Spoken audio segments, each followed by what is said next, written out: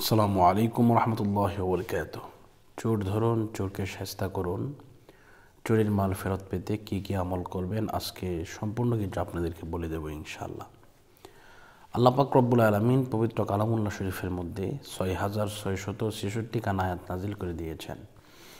এর মধ্যে একখানা বিশেষ আয়াত আছে যে আয়াতে কারিমাকে অনেকেই বলে খতমে জালালি, আবার অনেকেই বলে খতমে ইউনুস।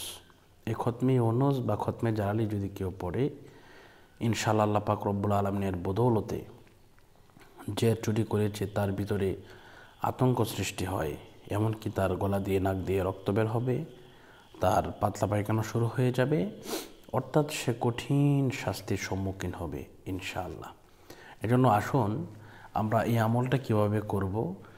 যদি ফ্যামিলিতে লোক বেশি থাকে ইনশাআল্লাহ আপনারা করতে পারবেন, আর যদি লোক না থাকে আমরা ইনশাআল্লাহ এটা করে দিতে চেষ্টা করব ইনশাআল্লাহ।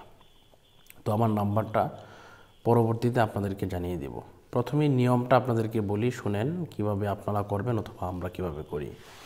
তো প্রথমত যে কাজটা করতে হবে, আপনাকে বিসমিল্লাহ সহ সূরা ফাতিহা একবার পড়তে হবে, বিসমিল্লাহ সহ সূরা ইখলাস 3 বার পড়তে হবে। কয়েকবার দুরূদ শরীফ পড়ার পরে আপনি শুরু করবেন লা ইলাহা ইল্লা আনতা সুবহানাকা ইন্নী কুনতু মিনাজ জালিমিন। এটি যখন 100 বার হয়ে যাবে, প্রতি 100 বার পর পর আপনাকে পড়তে হবে ফাস্তাজাবনা লাহু ওয়া নাজ্জায়নাহু মিনাল গাম্মি ওয়া কাযালিকা নুনজিল মুমিনিন। এভাবে ইনশাআল্লাহ আপনি এটি পড়বেন 1,30,000 বার। আমরা 100 দিয়ে পড়লেও 2.5 থেকে 3 ঘন্টা সময় লাগে। তো ইনশাআল্লাহ এটা পড়লে 3 দিন থেকে সর্বোচ্চ 1 সপ্তাহের ভিতরে যে ব্যক্তি চুরি করেছে, যে ব্যক্তি অ্যাকচুয়ালি চোর, সেই ব্যক্তি মাল ফেরত দিতে বাধ্য হবে ইনশাআল্লাহ।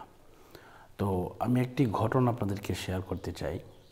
মালয়েশিয়ার এক ভাই, উনি প্রায় 12 বছর উনি বিদেশের জমিনে কাটিয়েছেন, প্রবাসী ভাই উনি।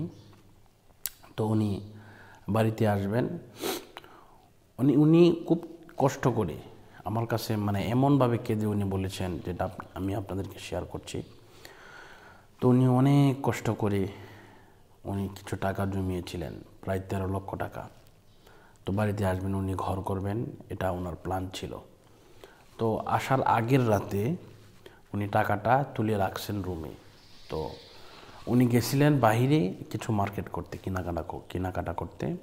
তো হঠাৎ করে আপনার টাকাটা উধাও হয়ে গেল, অর্থাৎ চুরি নিয়ে গেল। তার রুমমেটরাই এই কাজ করেছে। তো যখন নিয়ে গেছে, উনি আমার ভিডিও দেখে ফোন করলেন। আমি ইনশাআল্লাহ ওনার কান্না দেখে আমি সাথে সাথে ওনার খতমটা পড়িয়ে দিয়েছিলাম।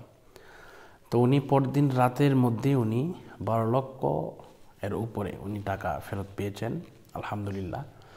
তো এটা আসলেই আমাদের কোনো না, আমরা ওসিলা দেওয়ার মালিক হচ্ছে আল্লাহ।